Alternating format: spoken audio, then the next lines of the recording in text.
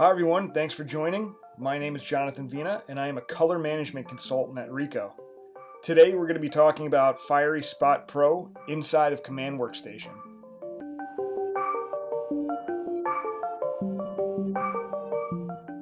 But instead of going over just the nuts and bolts of Spot Pro, I instead thought it'd be fun to play out a little scenario.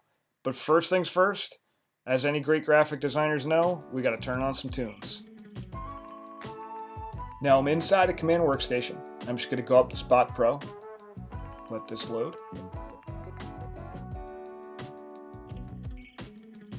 Spot Pro comes preloaded with a library of colors from Pantone and a few others. Print files that use these colors funnel through here to find the correct CMYK conversion. But if we need to adjust the recipe for any reason, we can edit the color. And from in here, we can change any value of cyan, magenta, yellow, and black. Or down below, we can print variations of this color, kind of different recipes, and take a visual look and make a selection based purely on our own eyes. So let's pretend we're a t-shirt manufacturer and we've got some fabric swatches of our different color t-shirts, and we want to accurately represent those in our print ad for a particular t-shirt. So how are we going to do that? We could do that the old-fashioned way, where we hold the swatch up next to our screen and do our best to pick a color that looks as accurate as possible. But when we go to print that, even with a calibrated monitor, we could run into some frustrating results. If you've been around the color management world, you know there's tools out there that we can use to measure in color and gather some data from that would be useful. So a traditional way might be to use an X-ray exact, measure these patches in, but you'll notice there's a ton of texture to these, and an exact won't necessarily give us the best representation of that color. So in our instance here, we're going to use what's known as a CI64 or spherical spectrophotometer. Rather than just a flat sample reading of color, the eye in this tool is developed to get a much better reading on uneven surfaces. So we're going to calibrate, and if you've ever calibrated a measurement device before, you'll be really familiar with the white point calibration. What's unique and interesting about this, and I thought I'd show you, there's actually a second calibration you do with a black void area.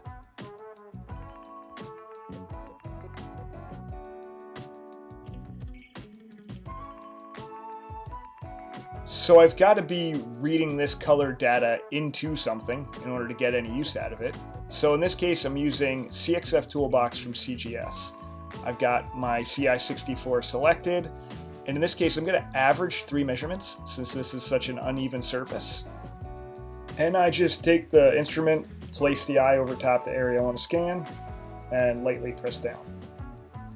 So again, I'm going to kind of move this around and do it 3 times in order to get an average of this color.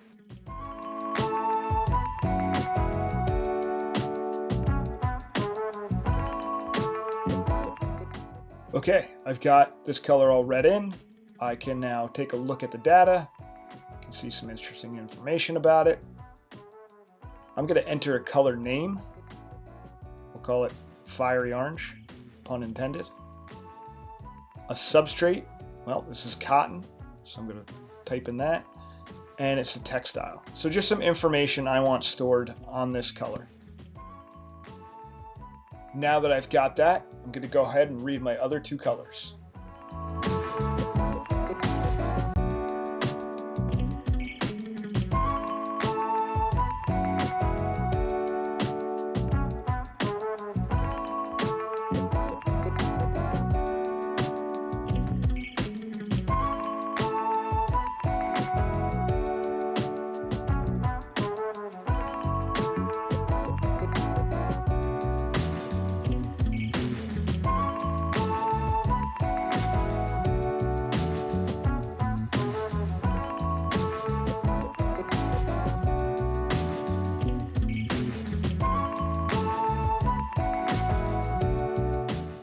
Back here in our software, I've gotten all 3 colors measured in.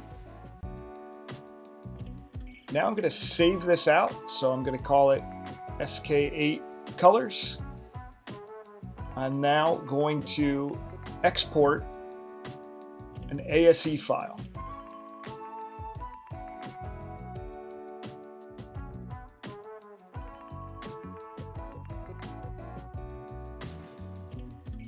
All right, we've made it back to our design application. We've got our ASE file. I'm going to go up here into swatches.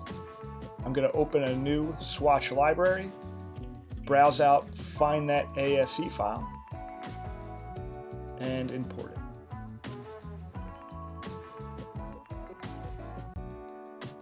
So now you can see in my swatch panel, if I hover over these colors, you can see there they are, all named exactly what I gave them in the CXF toolbox.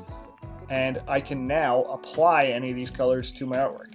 So no longer am I guessing, but I'm actually taking some measured data and using those colors in my design application. So now I'll just apply everything where I want it to be.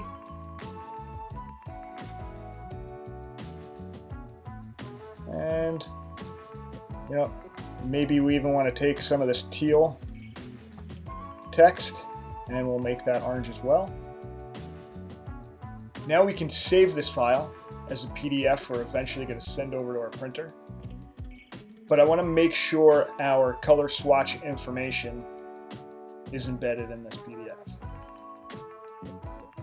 So to do that, I'm going to go up and just make sure I'm saving this as a PDF X-4.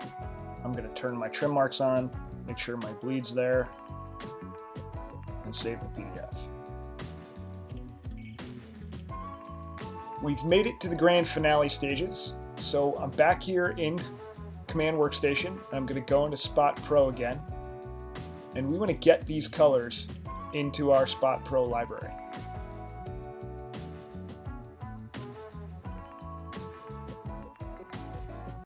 So I'm going to click Open, browse and find that CXF file that came from CXF Toolbox, and import it in.